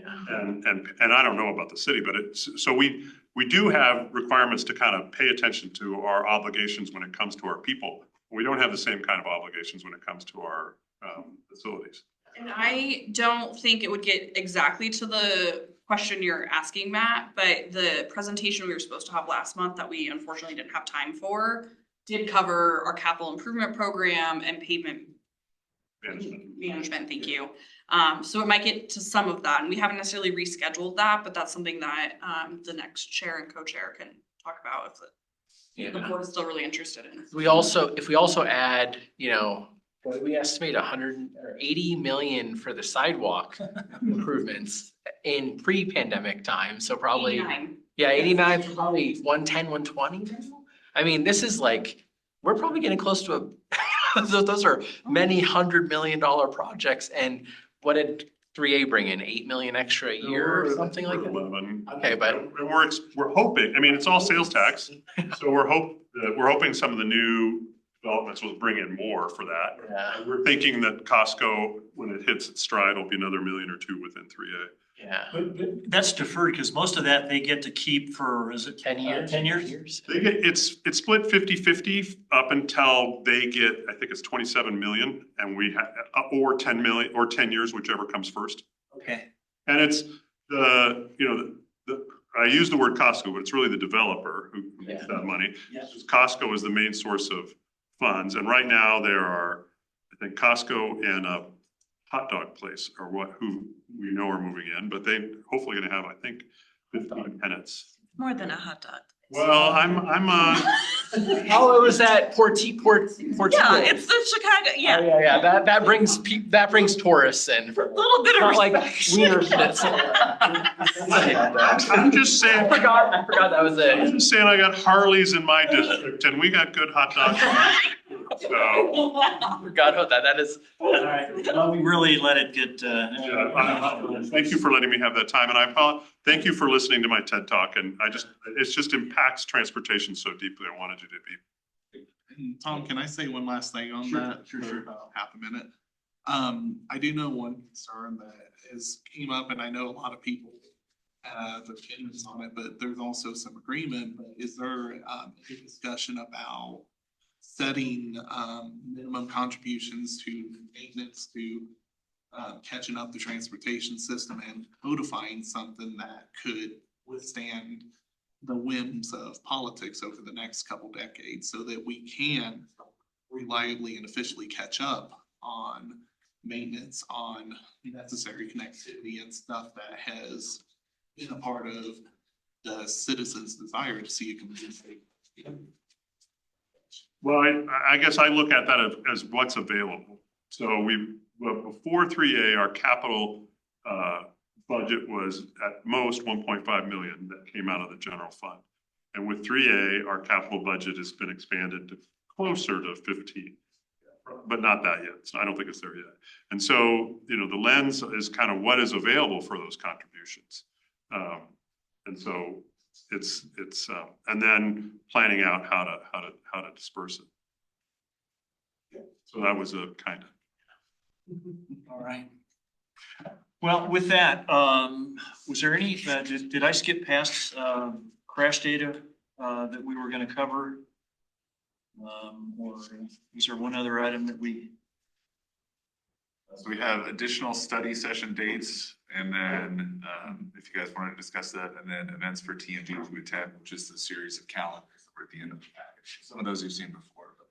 And I think we included those for everybody to take a look at and kind of come to your conclusions on how many of those additional sessions. Jeff can't be here or couldn't be here tonight, but he was going to talk about that and trying to get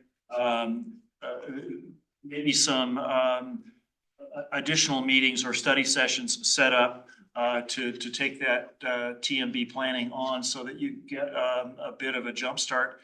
And with the idea being that we would have some recommendations available, I think we said by August.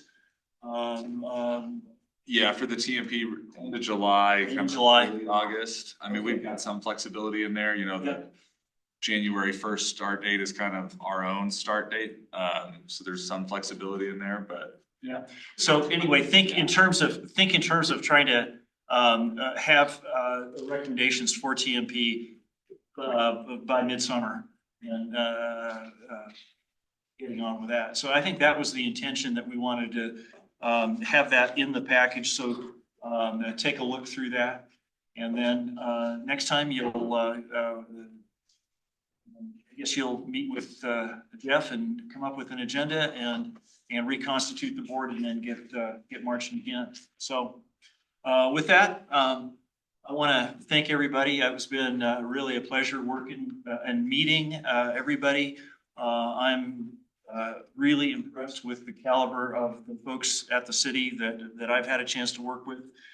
Shane and Kenna and Aaron and Brent and Tim and a whole bunch of people that I'm sure I'll forget. But I think they're doing the best they can with the money that we have available. And I look forward to seeing what else comes out of this group, and I'll certainly keep watching. So thanks, everybody. It's been a pleasure working with you, and I'll see you around at the eat, meet, and greets or some other way. Well, thanks for your leadership, Tom. Yes, thank you. Yeah. Well.